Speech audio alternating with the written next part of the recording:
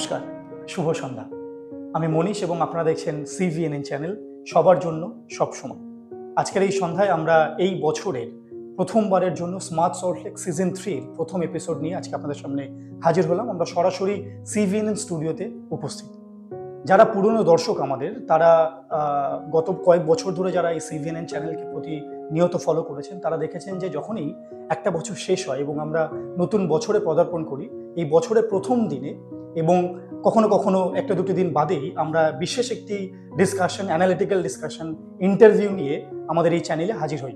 এবং আমাদের সঙ্গে সেই দিন উপস্থিত থাকে প্রয়াসম সংস্থার ফাউন্ডার, ডাইরেক্টর, সেক্রেটারি শ্রী অম্লান কুসুম গাঙ্গুলি, আমাদের সকলের দাদা। এবছর আমরা একটু দেরি করে সেই ইন্টারভিউটা নিয়ে আজকে আবার আপনাদের সামনে ফিরে এলাম। প্রথা অনুযায়ী আবারও আজকে আমাদের স্টুডিওতে হাজির দাদা। আমরা অত্যন্ত কৃতজ্ঞ আপনি এরকম একটি সময়ের মাঝেও আমাদেরকে সময় দিতে পেরেছেন, কারণ যারা প্রয়াসমের বন্ধু, প্রয়াসমের সঙ্গে ওতপ্রোতভাবে জড়িত প্রতিনিয়ত, তারা ইতিমধ্যে হয়তো খবরটি পেয়েছেন যে সম্প্রতি গত বছরের শেষ দিনে অর্থাৎ 31শে ডিসেম্বর আমরা প্রয়াসমের প্রথম প্রেসিডেন্ট শ্রী রমেশচন্দ্র গাঙ্গুলিকে হারাই। তিনি আমাদের মধ্যে থেকে চলে যান এবং পুরো সিভিএনএন পরিবার, গোটা প্রয়াসম পরিবার আপনার শোকে শোকাহত, এবং আমরা অত্যন্ত কৃতজ্ঞ এর মাঝেও আপনি সেই ট্রমা থেকে বেরিয়ে আজকে আমাদের মাঝে দর্শকদের জন্য এই ইন্টারভিউতে উপস্থিত থাকতে পেরেছেন। আমি আপনার পার্সোনাল ফ্রন্টে একেবারেই যাব না, কারণ একেবারেই সহজ সময় এটা না। It's a great loss definitely. তবে the show must go on, যাকে আমরা হারিয়েছি তারও সেটা মন্ত্র ছিলেন এবং আপনারও মন্ত্র, the show must go on. সেখান থেকে দাঁড়িয়ে আমি প্রফেশনাল ফ্রন্টে গিয়ে আপনাকে আজকে কিছু কথা জিজ্ঞেস করব। শুরুতেই আমি জানতে চাইবো একটু যে 2023 সাল কেমন গেল প্রয়াসম পরিবারের জন্য? প্রথমে আমি প্রত্যেক প্রয়াসমের পরিবারের যারা আমাদের সঙ্গে প্রত্যক্ষভাবে জড়িত বা পরোক্ষভাবে জড়িত, তাদের সবার কাছে আমি আমার প্রয়াসম পরিবার এবং পরিবারের পক্ষ থেকে প্রচণ্ডভাবে কৃতজ্ঞ যে তারা যেভাবে আমার এই দুঃসময়ে আমার সঙ্গে থেকেছে এবং আমাকে আজকে যে আমি আসতে পেরেছি বোধহয় তাদের জন্য, কারণ তারা প্রচণ্ডভাবে আমাকে সাহায্য করেছে এবং সাহস জুগিয়েছে যে এত ভালো একটা কাজ, এবং যিনি এই কাজে এত ওতপ্রোতভাবে জড়িয়েছিলেন আমাদের এক্স প্রেসিডেন্ট এবং আমার বাবা, তো সেই কাজটা যেন কোনোভাবেই হ্যাম্পার না হয়। সো থ্যাংক ইউ আবার এরকম একটা ডিসকাশনের জন্য। হ্যাঁ, যেটা বলছিলে 2023 সাল আমাদের ইটস আ মিক্স ব্যাগ। মানে যদি বলো তুমি যে প্রজেক্ট ওয়াইজ আমরা খুব দারুণ দারুণ কিছু নতুন জায়গায় কাজ শুরু করলাম, এবং সেইগুলো যে এত ভালোভাবে ক্লিক করে যাবে আমরা সেটা নিজেরাও প্রথমে বুঝে উঠতে পারিনি, কারণ অনেক দিন বাদে একেবারে একটা ভার্জিন টেরেনে গিয়ে আমরা যখন কাজ করছি, যে অরুণাচল প্রদেশের কথা আমি বলছি, যে কমিউনিটি ইউথ হাব নিয়ে আমরা যখন এগোচ্ছিলাম, আমরা গুটি গুটি পায়ে এগোচ্ছিলাম যে অরুণাচল প্রদেশের ছেলেমেয়েরা ঠিক বা ইউথরা কতটা আমাদের এই কাজে আমাদের সঙ্গে যোগদান করবে। কিন্তু দেখা গেল যে যখন একেবারেই সেরমভাবে কোনো কাজ, ডেভেলপমেন্টের কাজ ওই জায়গাগুলোতে হয়নি, ভারতের উত্তর পূর্ব রাজ্যগুলোতে। তো আমরা পরপর করে যার জন্য আমরা যখন এই ব্যাপারে আমি ইউএস কনসুলেটকে, কলকাতাকে অত্যন্ত ধন্যবাদ জানাবো যে আমাদের ওপর এই দায়িত্বটা দেওয়ার জন্য, এই কাজটা আমাদেরকে সঙ্গে নিয়ে করার জন্য, যে ওরা অত্যন্তভাবে উৎসাহী, মানে শুধু উৎসাহী বলে ভুল হবে, তারা এঙ্গেজড, ইনভলভ টোটালি। মানে আমরা ফার্স্ট দিন গিয়ে যখন আমরা কাজ, আমি আর সপ্তর্ষি গিয়ে যখন ওদের বলছিলাম যে কাজটা কিভাবে করতে হবে এবং এটা টাইম কনজিউমিং, এটার জন্য প্রচুর, সবাই তো বেশ তোমাদেরই মতো বয়সী ছেলেমেয়েরা, তারা কিন্তু কোনো সময় ওটা যে বাবা এত কাজ কি করে করবো, আমরা অন্য কাজে আছি এই সেই, এবং কলকাতায় আসতে হবে, কলকাতায় এসে একসঙ্গে বসে, এবং এই যে ইচ ওয়ান টিচ ওয়ান যেটা আমাদের মন্ত্র, সেটাও আমরা দেখলাম যে বারবার করে যে ওরাও সেটা, যে কখনো ওই গর্ববোধে যে আমরা সব জানি বা আমরা যেটুকু জানি সেটুকুই কেন তোমাদের থেকে, সেটা নিয়ে বেশ নিষ্ঠার সঙ্গে তোমাদের সঙ্গে শিখছিল। তো ওই কাজগুলো যেমন ভালো হচ্ছে, তেমন আমাদের যদি আমি যেটা আমাদের এখনকার মন্ত্র, যে সল্টলেক বাসিন্দাদের আরেকটু আমাদের কাজ সম্বন্ধে জানাতে হবে, এবং বিশেষ করে সল্টলেকের ফ্রিঞ্জ এলাকায় যে প্রান্তিক বাসিন্দারা রয়েছে, তাদের ছেলেমেয়েরা যখন সল্টলেকে কাজ করতে আসছে তাদেরকে সেই অপরচুনিটি বা সেটা যেন তারা কখনো না মনে হয় যে আমাদেরকে ব্যাকা চোখে দেখা হচ্ছে, আমাদেরকে সঙ্গে নিয়ে কাজ করা হচ্ছে না। এই সঙ্গে নিয়ে কাজ করাটা আরো বোধহয় ইন্টেন্সিফাই হলো আমরা যখন অন ট্র্যাক নিয়ে কাজ শুরু করলাম। কারণ আমরা অন ট্র্যাকে এতদিন অব্দি শুধু আমরা রেখেছিলাম যে ইউথ যারা সল্টলেকের ওই ফ্রিঞ্জ এলাকাগুলোতে থাকে, সেটা মহিষবাথান হতে পারে, সেটা দক্ষিণদারি হতে পারে, সেটা নজরুলপল্লী হতে পারে, দত্তাবাদ হতে পারে, কিন্তু এইবার যখন তাদের সঙ্গে এসে আমাদের সল্টলেকের ব্লকের বিভিন্ন লোকেরা এবং একসঙ্গে মিলে কাজ, একসঙ্গে মিলে সেশনগুলো নেওয়া এবং পর এবং একটা দুটো তো সেশন নয়, প্রতি উইকে আমরা এই সেশনগুলো চালিয়েছি এবং খুব মানে আমার নিজেরই একটা ভীষণ টেনশন ছিল যে দুটো টিম মিশবে কিনা, একে অপরের সঙ্গে না মিশলে তো এই কাজটা এগোবে না।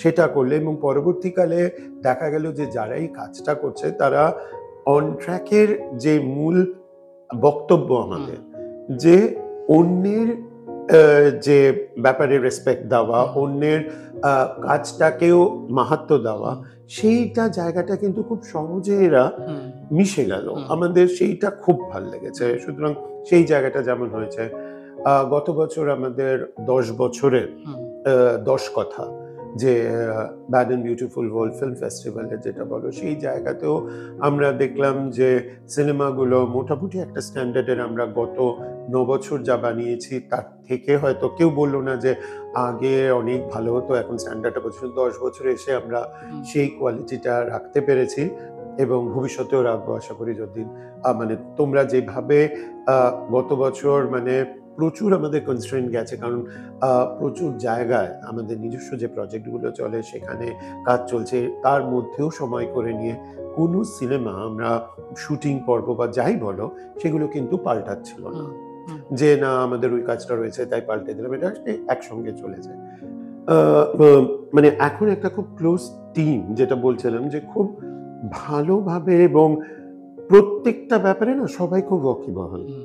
মানে আস্তে আস্তে তোমরাও তো বড় হচ্ছ, মানে আগে যেমন তোমাদের যে না এটা করুক, এইটা এতটা আর চাপ দেবো না তাহলে মুশকিল হয়ে যাবে, এখন সেটা তোমাদের কাছে আর চাপ লাগছে না। এখন তোমাদের দেখছি যে যেমন তোমাকেই ধরা যাক যে যদি তুমি সিভিএনএন দেখছো তো কখনো গিয়ে পিভিবির হাল ধরছো, কখনো তুমি প্রসাদের যদি কিছু দরকার হয় কখনো সেটাও যেমন করে দিচ্ছ, আবার তার সঙ্গে আমি দেখছি দৌরানির সংসার, সহজ পাঠ, এই সেই মানে কলাঞ্জলি সবকিছু নিয়ে, মানে এইটা নয় যে আমি শুধু এটার জন্য আমি এটাই করছি। সুতরাং এই মানে আমরা ওই যে একটা কথা আছে jack of all trades master of none, সেইটা বোধহয় তোমরা খুব মানে ওই মাস্টার অফ নানটাকে মাস্টার কোনো যায় কিন্তু সব জায়গায় খুব যে যখন যেটা করছো সেটাতে খুব মন লাগিয়ে কাজ করছো এবং সেইটা আমাদের খুব মানে ভালো লেগেছে। যেমন ধরো গতবার আমরা যেটা শুরু করলাম ঋতুশ্রীকে দিয়ে স্মার্ট সল্টলেক, মানে আমাদের যেটা বারবার করে মনে হয়েছিল যে আমান আর মঞ্জু যে পরিমাণে ব্যস্ত তার সঙ্গে, কারণ ওদের আমরা সিনেমাটা করে নেওয়ার পর এই যে পিভিবির পুরো প্রমোশন এটা তো ওদের দুজনের উপর বর্তায়, তারপরে ওরা অন্য লোকদের নেয়, কিন্তু এই দুজন এর উপর যখন আমাদের 1 মিনিট ওই সেই মুখার্জি ভার্সেস মুখার্জি এসব সমস্ত কিছু চলছে, তার মাঝখানেও মাথা ঠান্ডা রেখে প্রতিদিন মানে ঋতুশ্রীকে দিয়ে ঠিকমতো, এবং আমরা খুব কৃতজ্ঞ ঋতুশ্রীর কাছে যে ঠিক সময়ে এসে এগুলো স্ক্রিপ্টটা পড়ে যাওয়া, স্ক্রিপ্টটা মানে দেখুন এখন একটা জিনিস আমরা বলতে পারি যে হয়তো কেউ বলতে পারে যে কোয়ালিটি আরো ভালো হতে পারে, সে তো সবসময় মানে ভালো করে নাথিং ইজ পারফেক্ট, যে এটা হয়েছে তার মানে এটা পারফেক্ট, এর চেয়ে ভালো করা যায় না। আজ আমি তুমি যা করছি তা কালকে আরেকজন এসে বলতে পারে না এর চেয়ে অনেক ভালো করা যায়, এবং আমরা তার থেকে শিখতে পারি। সুতরাং সেটার জন্য আমার যেটা বারবার করে মনে হলো যে সামগ্রিকভাবে যদি তুমি 2023 দেখো প্রয়াসমের, এবং আমাদের যদি আমি সেটা না বলি তাহলে খুব মুশকিল হয়ে যাবে, প্রতিদিন প্রয়াসম প্রণাম, মানে আমরা অত্যন্ত কম সময় সাজিয়েছি, মানে গুণে বলা যেতে পারে যা লোকেরা দেখেছে সেটা 8-9 দিনের ব্যাপার। মানে আমরা যদি ওই পুরোটার একটা তোমার আওয়ার গুলোকে একসঙ্গে করি তাহলে 8-9 দিন আমরা পুরো পেয়েছি এই পুরো জিনিসটাকে সামলানো, এবং তার সঙ্গে প্রশান্ত যেভাবে ওই তার টিম পুরো টিম নিয়ে, সেখানে বৃন্দা ছিল, সেখানে রুম্পা ছিল, সেখানে কৌশিক, স্নেহাশিস, ঋতুজা, জিকো, এরা সবাই ছিল। তো এদের অনির্বাণ, এদের সবাই মিলে যেভাবে হেল্প করলো, যে মানে এগিয়ে আসলো যে চলো এবার যখন সময় কম আমরা সবাই মিলে লাগি, নইলে কিন্তু ঠিক মতো ভাবে প্রোগ্রামটা করা যাবে না। তো আমার মনে হলো যে টিল ডিসেম্বর, এবং যেভাবে আমাদের, আবার আমি পুরোনো কথায় ফিরে আসি, যে 31 তারিখের ওরকম একটা বিশাল ঝড় আমাদের সামলানো গেল, জাস্ট বিকজ এতগুলো লোক সবাই মিলে আমাদের সঙ্গে ছিল। নইলে কিন্তু আমরা হয়তো একটু দিশেহারা হয়ে পড়তাম। সামলাতাম ঠিকই, কারণ প্রয়াসম বারবারই সামলে এসছে, কিন্তু আমার যেটা মনে হলো যে নতুন বন্ধুরা আসাতে আরো কিন্তু স্ট্রং হয়েছে। এবং আপনার কথা শুনে যেটা মনে হচ্ছে, এবং আমরা বরাবরই জেনে এসেছি যা, তা হলো যে প্রয়াসম খুব কম সময় ডেফিনেটলি একটা অর্গানাইজেশন যখন এগোচ্ছে, বিশেষ করে 27 বছরের একটা ইন্টারন্যাশনাল অর্গানাইজেশন যখন ডেভেলপমেন্ট সেক্টরে এগোচ্ছে, তখন ব্যাকফুটে বরাবরই যেতে হবে, কারণ চ্যালেঞ্জেস সব সময় থাকে। কিন্তু প্রয়াসমের ক্ষেত্রে সেটা খুব কম সময় আসতে দেখা গেছে, এবং আসলেও সেটাকে খুব সুন্দরভাবে ট্যাকেল করে আবার এগোতে দেখা গেছে। তার অন্যতম একটি কারণ হলো এই যে হিউম্যান রিসোর্স বা মানব সম্পদের যে যথাযথ ব্যবহার, এটা ভীষণই একটা স্ট্র্যাটেজিক্যাল আমার মনে হয় ইনপুট প্রয়াসমের স্ট্র্যাটেজিতে। তো সেটার কিন্তু বরাবর আমরা ব্যবহার দেখেছি গত বছরও, বিশেষ করে যার মধ্যে থেকে নজর কাড়া হিসাবে আমাদের সামনে বেরিয়ে এসেছে অন ট্র্যাকে সল্ট লেকের রেসিডেন্টসদের ইনভলভমেন্ট, এবং তার সঙ্গে সঙ্গে আরও একটি বড় প্রজেক্টের কথা শুনলাম আমরা, কমিউনিটি ইউথ হাব, যা ভারতেরই এমন কিছু অঞ্চল নর্থ ইস্ট যেখানে এখন পর্যন্ত বহু মানুষ এক্সপ্লোর করে উঠতে পারেনি, সেখানকার ইউথদেরকে একটি ভয়েস দেওয়ার চেষ্টা করছে প্রয়াসম এই প্রজেক্টের মাধ্যমে, কমিউনিটি ইউথ হাব, যার ট্যাগ লাইনও দেওয়া হয়েছে ভয়েস অফ দি ভয়েসলেস। আমরা কথা বলবো, তবে তার আগে যে দর্শকরা এখনো এই কমিউনিটি ইউথ হাব সম্পর্কে জেনে উঠতে পারেননি তাদের জন্য একটি সুখবর। আমরা একটি বড় খবর পেয়েছি প্রয়াসমের পরিবারের জন্য, তা হলো ইউএস ডিপার্টমেন্ট অফ স্টেটের ব্যুরো অফ গ্লোবাল ট্যালেন্ট ম্যানেজমেন্টের তরফ থেকে একটি ম্যাগাজিন রিলিজ হয় প্রতিনিয়ত, যার নাম স্টেট ম্যাগাজিন। সেটাতে এই ongoing project community youth hub, যা একটি ব্যতিক্রম, কারণ সাধারণত এইসব ম্যাগাজিনে অনগোয়িং কোনো প্রজেক্টের রিফ্লেকশন বা রিপোর্ট আমরা দেখতে পাই না। এত সুন্দরভাবে এই প্রজেক্ট এগোচ্ছে, এই রিপোর্টের রিফ্লেকশন আপনারা সম্প্রতি প্রয়াসমের অফিসিয়াল ফেসবুক পেজে একটি লিঙ্কের মাধ্যমে প্রকাশ করা হয়েছে। আপনারা সেখানে গিয়ে লিঙ্কে ক্লিক করে এই রিপোর্টের ব্যাপারে জানতে পারেন। যেহেতু আমরা কথা বলছি এবং দাদার কথা তো বেরিয়ে এলো বেশ কিছু মেগা প্রজেক্ট বা ইভেন্টসের ব্যাপারে, আমরা এরকমই প্রজেক্টের মধ্যে থেকে 4টি প্রজেক্ট নিয়ে আজকে কথা বলবো, যা নিয়ে সারা বছর 2023 প্রয়াসমে কাটলো। তার মধ্যে প্রথম এবং অন্যতম এই নতুন প্রজেক্ট কমিউনিটি ইউথ হাব।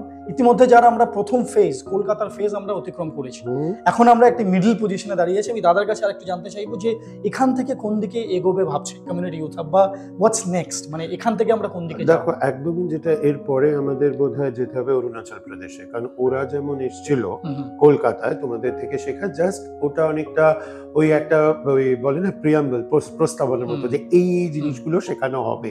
খুব কম তোমরা সময় পেয়েছো, এইবার কিন্তু তুমি আর আমন গিয়ে ইন্টেন্স ট্রেনিং নেবে ওদের। সুতরাং তোমাদের প্রায় ওখানে 1-1.5 সপ্তাহ মতো থেকে, এবং রাত দিন যে ধরে ওটা ট্রেনিংটাই হবে সারা দিনের জন্য।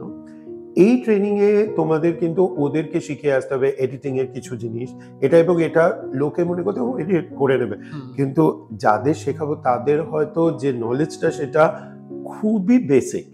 সুতরাং সেইখান থেকে নিয়ে তাদের যদি মোটামুটি ভালো একটা জায়গায় করতে হয়, তাহলে তোমাদের প্রচুর খাটতে হবে। তাদের তো খাটতে হবেই, তার সঙ্গে তোমাদেরও খাটতে হবে।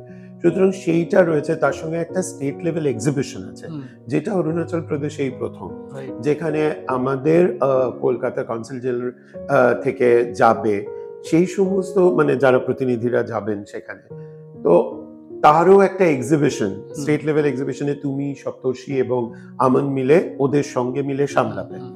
এবং সেইটা আমার খুব দেখার ইচ্ছা আছে, কারণ সাধারণত এখানে হলে আমি প্ল্যানিং করে দেওয়া, এই করে দেওয়া, ধরো লাস্ট মোমেন্টেও সাজানোটা, এটা করো ওটা করো বলে দিই, কিন্তু এটা একেবারে তোমাদের হাতে থাকবে পুরোপুরি।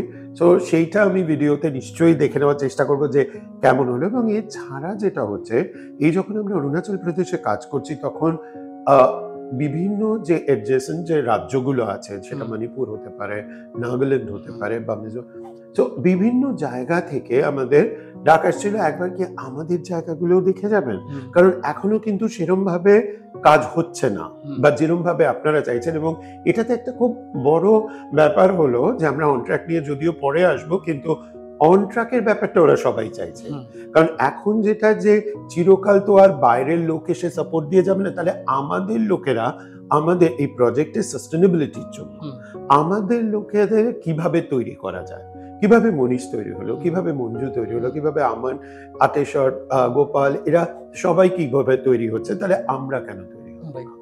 হ্যাঁ, তাহলে সেই মডিউলটা কেন আমাদের এখানে লাগানো যাবে না? সুতরাং অন ট্র্যাক যেটা আমরা আগে বিভিন্ন জায়গায় পশ্চিমবঙ্গের প্রায় 10-12টা ডিস্ট্রিক্টে ইন্টেন্স কাজ হয়েছে, সেটা মুর্শিদাবাদ, মালদা ছাড়াও ইন্টেন্স সেখানে, এবং ওয়েস্ট বেঙ্গল মাদ্রাসায়।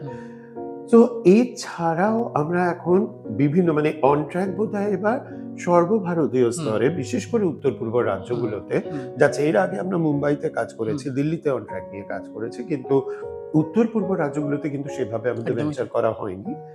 এটার মাধ্যমে যেহেতু ধরো ওদের যে আমায়া এনজিওর, অরুণাচল প্রদেশের আমায়া এনজিওর যে কর্ণধার পল, তিনি যখন এখানে আসলেন, তিনি একটা কথা বললেন যে দেখো আমি ট্রেনিং গুলো এডিট আমি হয়তো অন্যদের থেকেও শিখে নিতে পারবো, হ্যাঁ, বা এরাও নিজেরা আজকাল ইউটিউব দেখে বা দেখে অন্যদের থেকে কতটা ভালো, কিন্তু এই যে ডিসিপ্লিন, এই যে সিনেমাটা করার পেছনে এতটা খাটনি লাগে এটা বোঝানো, এই যে কিভাবে কনসেন্ট্রেট করতে, এই যে কমিটমেন্ট, এইগুলো কি করে তৈরি করালে সেইটা আমাদের বেশি দরকার।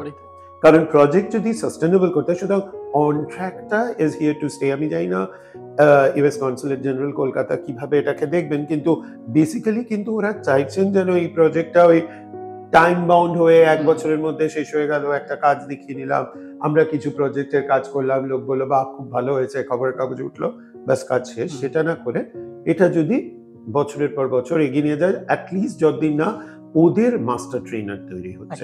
এবং এই মাস্টার ট্রেনার তৈরি করার জন্য পরবর্তীকালে অরুণাচল প্রদেশ, মণিপুর, নাগাল্যান্ড, আরো বিভিন্ন জায়গায়, সেটা আসাম থেকে শুরু করে চলবে। তো এই জায়গাগুলো আমাদের এখন মানে বিশেষ করে যার জন্য আমাদের একবারে দুটো টিম ভাগ করে নিতে হচ্ছে, যে যারা সমতলে থেকে কাজ করবে কলকাতায় থেকে, আর যারা উত্তর পূর্ব রাজ্যগুলো রয়েছে। এবং এর সঙ্গে সঙ্গে ইউএস কনসুলেট কলকাতা যেহেতু এই প্রজেক্টের সঙ্গে জড়িত হয়েছে, তাদের আরও একটি অন্যতম কারণ হলো ফেস ভ্যালুতে, বা বলা যেতে পারে যে মিডিয়াম অফ এঙ্গেজমেন্ট, এই ইউথদেরকে নর্থ ইস্ট থেকে যাদেরকে আনা হয়েছে এই প্রজেক্টে, তাদের জন্য যেটা সর্বপ্রথমে রাখা হয়েছিল তা হলো ফিল্ম মেকিং, ডিজিটাল ট্রেনিং। কারণ যেভাবে এই ডেভেলপমেন্টের প্যারাডাইমটা শিফট হয়েছে বহু বছর আগে, সেখানে প্র্যাকটিক্যাল হ্যান্ড হোল্ড কাজ, পেপার পেন নিয়ে সেগুলোর যুগ বোধহয় আমরা পেরিয়ে এসেছি। আজকে টেকনোলজির যুগ, আজকে মোবাইল ফোন, ক্যামেরা নিয়ে কাজ করার যুগ। তাই ফেস ভ্যালুতে কিন্তু আমরা অন ট্র্যাক ডেফিনেটলি সকলের জন্য রয়েছে, তার সঙ্গে সঙ্গে রয়েছে film making, photography, reels taking. কিন্তু ইন এ বিগার পিকচার প্রয়াসমের যে উদ্দেশ্যে এই কমিউনিটি ইউথ হাব প্রজেক্ট সকলের সামনে আনা হয়েছে, তা হলো হিউম্যান রাইটস এবং ফ্রিডম অফ স্পিচ। এবং আজকের দিনে দাঁড়িয়ে সব থেকে রেলেভেন্ট যেটা, সেটা হলো আজকের খবর বা নিউজ যেভাবে ডিসওরিয়েন্টেড হচ্ছে, মিস ইনফরমেশনের আকারে মানুষের কাছে পৌঁছেছে, সেগুলোকে ট্যাকেল করা, সেগুলোকে কনফ্রন্ট করা, সেই সমস্ত কিছুকে নিয়ে কিন্তু এই ইউথ হাব সকলের সামনে এসে হাজির হয়েছে। এবং সেই কারণেই ইউএস কনসুলেট জেনারেল কলকাতা কিন্তু এই প্রজেক্টের সঙ্গে ওতপ্রোতভাবে জড়িত, এবং ওনারাও চাইছেন আগামী দিনে যদি সাকসেসফুলি এই প্রজেক্টকে অন্যান্য রাজ্যেও নর্থ ইস্টের পৌঁছানো যেতে পারে। একেবারেই, কারণ বেসিক্যালি তোমার যে ধরো এই যে তুমি মিস ইনফরমেশনের কথা বললে, এই যে হিউম্যান রাইটস ধরে নাও বা ফ্রিডম অফ এক্সপ্রেশন, এটা তো এখন প্রায় নেই বললেই চলে। মানে আমরা সবসময় একটা আতঙ্কের মধ্যে থাকি, এটা বলবো, এটা বললে আবার কিছু হবে না তো। মানে সেই জায়গা থেকে দাঁড়িয়ে আজকে কমিউনিটি ইউথ হাব যখন মানে এই বিষয়গুলোই, এবং আমার মনে হয় উইমেন্স এম্পাওয়ারমেন্টও এদের একটা মানে ফোকাস রয়েছে সেখানে, যে কি করে এই ইউথ এম্পাওয়ারমেন্টের সঙ্গে সঙ্গে উইমেন্স এম্পাওয়ারমেন্টটাকে আরো ফোকাসে এনে কাজ করা। তো এই তো গেল কমিউনিটি ইউথ হাবের কথা। এবং এটার জন্য শুধু যে ভেবে চলা যে আমরা সব জেনে গেছি, আমরা গিয়ে শেখাবো, তা না, তোমাদেরও নিয়মিত কিন্তু ট্রেনিং চলছে। একদমই তাই। হ্যাঁ, তোমাদেরও নিয়মিত ট্রেনিং চলছে, এবং সেটা সিনেমা দিয়ে হোক, সেটা মানে সেটা তোমার খবরের কাগজের কাটিং পড়ে হোক, বা আমাদের ডিসকাশনের মাধ্যমে, বা অন ট্র্যাকে আমরা যখন আসছিলাম, যে অন ট্র্যাকে কিন্তু আমরা যে জায়গাগুলো নিয়ে কাজ করছি এখন, সেটার একটা বিশাল দিক আছে ফ্রিডম অফ এক্সপ্রেশন। কারণ আমরা দেখতে পেলাম যে সল্ট লেকের তথাকথিত উচ্চবিত্তের মানুষরাও যখন এখানে কাজ, সেখানেও কিন্তু এই ফ্রিডম অফ এক্সপ্রেশনটা নেই বললেই চলে।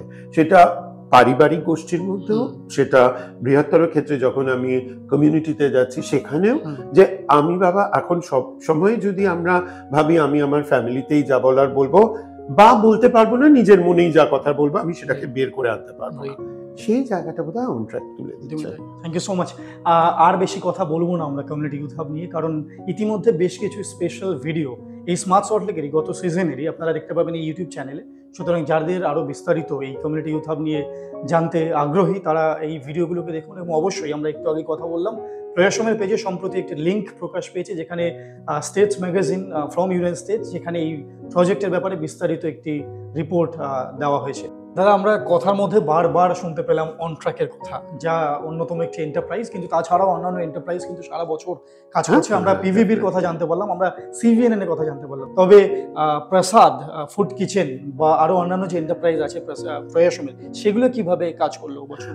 আমার যেটা মনে হয় যে প্রসাদের সম্বন্ধে এখন আর আমার নিজের পাবলিসিটি দেওয়ার কিচ্ছু নেই, কারণ যেভাবে বিস্তৃতি লাভ করেছে প্রসাদ, সেটা সল্টলেক এবং রাজারহাট নিউ টাউন, তার জন্য আমরা ভীষণভাবে কৃতজ্ঞ ব্লকের অধিবাসীদের। এবং আজকে ভাবা যায় যে প্রসাদ সবে মাত্র 5 বছর হয়েছে, সেখানে প্রসাদ এফডির মতো স্টার পুজো যেখানে হয় তাদের কমিউনিটি ভোগ সামলাচ্ছে প্রসাদ। এটা আমাদের কাছে একটা বিশাল অ্যাচিভমেন্ট, যে মানে আর এটা কিন্তু যে শুধুমাত্র আমরা ঠেলাঠেলি করেছি যে নিন সেরম না, যে প্রসাদের এই যে খাবারের যে স্বাদ, সেটা না খেলে, test of the pudding is in the eating, সেটা না খেলে বোঝা যাবে না যে সেটা এতটাই ছড়িয়েছে যে যার জন্যে এফডি ব্লকে কিন্তু আমি খুব অবাক ছিলাম যখন গোপাল আটেশ্বর আমাকে এসে প্রায় বলতো হ্যাঁ এটা হয়ে যাবে, এটা ওরা ইন্টারভিউ ডাকলো, তারপর ওরা এই কথা বললো, ওরা অলরেডি এটা দিয়ে দিলাম, এত তাড়াতাড়ি এরকম ভাবে হয়ে যাচ্ছে। মানে আমার খালি মনে হতো যেটা হচ্ছে না তো, যে তারপরে হয়তো হলো না, তারপরে হয়তো বললো যাও তোমরা কি, আমরা জাস্ট দেখছিলাম, যে কিন্তু দেখলাম যে ওরা পুরোটা ভাত দিল, এবং যে পরিমাণ পুরো প্রয়াসম পরিবার মিলে মানে এতটা বড় ব্লকে খুব ভালোভাবে কেটার করলো। এবং বারবার করে যেটা এফডি ব্লক থেকে এসছে, যে আমরা অনেকবার অনেকের জায়গা থেকে খাবার নিয়েছি, এরম ডিসিপ্লিনড, এবং খাবারের কথা আমরা ছেড়েই দিলাম যে কোয়ালিটি ওয়াজ ভেরি গুড, কিন্তু সেখানে এত ডিসিপ্লিন, এবং এখানে ছেলেমেয়েরা যে এত সুন্দরভাবে কাজ করে নিজেদের মধ্যে, যেখানে আমরা প্রতিবারই দেখতাম যে আমাদের এখানে লোকজন আনলে তারা মদ খাচ্ছে, এই খাচ্ছে, তাদের সামলানোই একটা আমাদের বড় কাজ হয়ে যেত, সেটা এবার আমাদের করতেই হলো না। মানে এইটা আমাদের কাছে পরম পাওয়া। এবং যে পরিমাণ আজকে প্রসাদের বিয়েতে বলো বা অন্যান্য যে কোনো উৎসবে বলো আমাদের দেখছি যে প্রসাদকে নিচ্ছে লোকে, তার জন্য আমরা অত্যন্ত কৃতজ্ঞ, অত্যন্ত। একদমই তাই। শুধুমাত্র যে ব্লকের পুজোতেই সীমাবদ্ধ তা না, দাদার কথাতেও প্রকাশ পেল যে প্রসাদ এখন বিভিন্ন ব্লকের ম্যারেজ সেরিমনি থেকে শুরু করে অন্যান্য অনুষ্ঠান, বার্থডে সেলিব্রেশন থেকে শুরু করে এখন কর্পোরেটসের যে পিকনিক বা বিভিন্ন রকমের মিটিং বা সেমিনারগুলোতে যে রিফ্রেশমেন্টের দরকার, তার অর্ডার কিন্তু প্রতিনিয়ত প্রসাদে আসছে, এবং দিন বা দিন সেটা বাড়তেই থাকছে।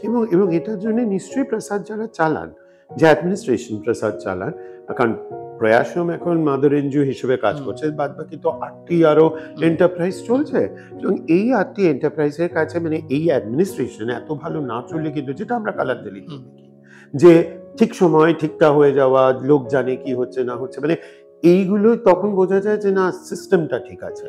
যদি এটা দেখা যেত যে সবকিছুতেই হোঁচট খাচ্ছে তাহলে একটু মুশকিল হতো।